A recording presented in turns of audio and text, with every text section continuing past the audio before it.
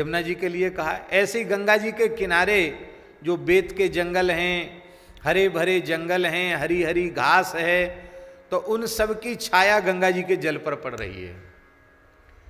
तो गंगा जी के जल पर जो छाया पड़ रही है, तो श्वेत गंगा जी का जल किनारे किनारे कुछ भाग उसका नीला हो रहा है, वृक्षों की लताओं की छाया, हरियाली की छाया पड़ने से कुछ नीला हो रहा है, और बीच में गंगा जी का जल श्वेत दिखाई पड़ रहा है। दोनों किनारे पर कुछ दूरी तक जल नीला, दोनों किनारों पर, और बीच में श्वेत जल।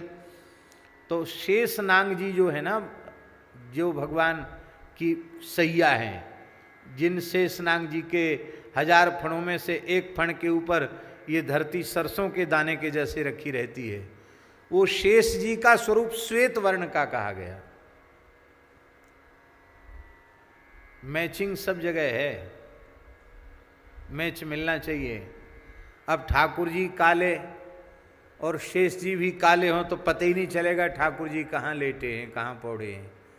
शेष भगवान हैं एकदम गौर, और ठाकुर जी हैं मेघश्यामल, इसलिए बड़ी झांकी सुंदर उनकी होती, सफेद शेष पर्यंक पर, और ठाकुर जी श्याम वर्ण के ठाकुर जी पौड़े हैं, बड़ी शोभा होती है।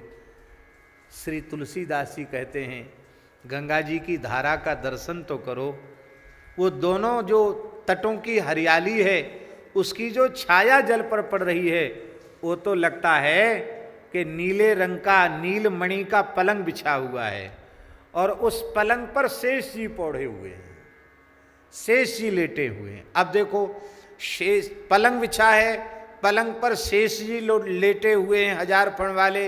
ये 1000 फण क्या हैं? बोले हजारों स्रोत जो गंगा जी में मिल रहे हैं, वहाँ का झरना, वहाँ का झरना, वही सब उनके 1000 फण हैं, वही गंगा जी के फण हैं, वही शेष जी के फण हैं। इसका आशय क्या है?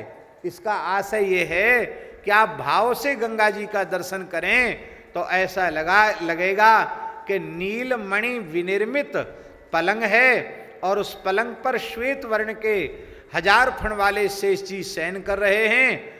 और फिर और ध्यान से देखेंगे तो शेष जी के गोद में ठाकुर जी शयन कर रहे हैं। हे गंगा जी, शेष पर्यंक साई, शेष जी और उनके अंक में शयन करने वाले श्री हरि का अनुभव आपकी तरंगों का दर्शन करते करते होने लग जाता है। ऐसी है गंगा जी है।